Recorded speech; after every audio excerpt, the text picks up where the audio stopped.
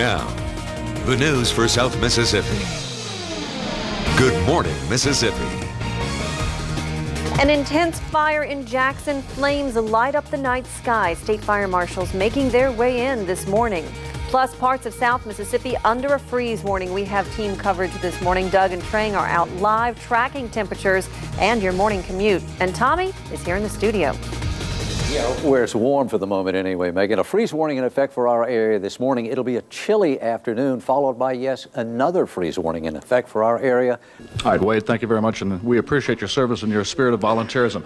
So that's the story at the Salvation Army shelter in downtown Gulfport. Now, a lot of these people are going to be fed this morning. That costs money as well, but the people that Feed My Sheep are busy cooking the meals this morning for some of these folks to go and eat and enjoy a hot meal on a cold day.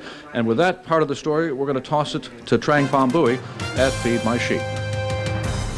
Good morning there, Doug. A lot of the folks that you see there at the shelter will probably be coming here at the Feed My Sheep Soup Kitchen in downtown Gulfport. The shelter works in conjunction with the soup kitchen to help take care of the folks that are staying there. Now, how did you start doing this?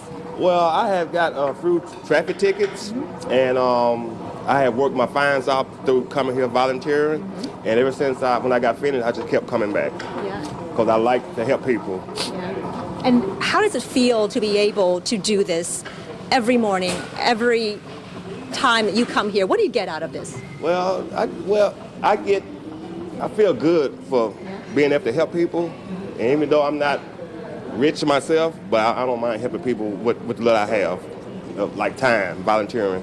Well, excellent. I'm sure a lot of people definitely appreciate what you do. Tell me what you're doing here. Good morning, Mississippi. We want to get straight to what officials are calling quite a mess. Right now, major news that could impact your morning travel. And we are going to go straight to Doug Walker with details. Doug?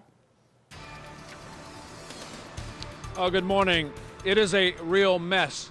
It's bad news if you're traveling on 63, but there's good news. We've had a chain reaction accident because of heavy smoke and fog. Steve Phillips joins us live from Pass Christian with the very latest. Steve? We're on to this 21-page, 49-count indictment. Reads something like a Hollywood movie script. And as you said, it alleges bribery, kickback, deception, cover-up, concealment. The reason we're standing in front of these condominiums, this is one of the properties that was named in this indictment and owned by Chris Epps, and the government claims obtained by fraudulent means by way of kickback money. It is unit number 304 here at the Pass Marianne condos in Pass Christian. Let me read you that portion of the indictment. It says, because he actually traded a condominium that he owned in Biloxi. From right here at home to across the country, some big races with a big impact. And we have team coverage this morning getting you up to speed on state and national elections. Well, our skies are mostly cloudy this morning. We might see some rain later today. My forecast in just a few minutes. Right now, though, the country is waking up to major GOP victories, creating an overnight change on the political map. A Republican wave puts Democrats in the back seat on Capitol Hill. This morning, Washington and President Obama are waking up to a clear sign of voter discontent. Tamon Bradley joins us live from Capitol Hill with the very latest on election 2014. If you are just waking up this morning and getting the results, WLOX and ABC News has you covered.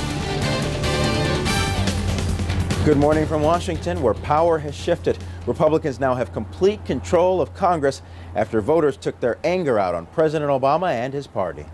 Thank you. And closer to home, two Jackson County Sheriff's candidates are headed to a runoff. Former Ocean Springs Chief Mike Ezell and more than 30-year law enforcer Scott McElrath face each other in 3 weeks. And neither person got more than 50% of votes last night, but the two were definitely the big winners. They faced four other candidates in the sheriff's race to replace former Sheriff Mike Byrd, who resigned after being convicted on federal and state crimes.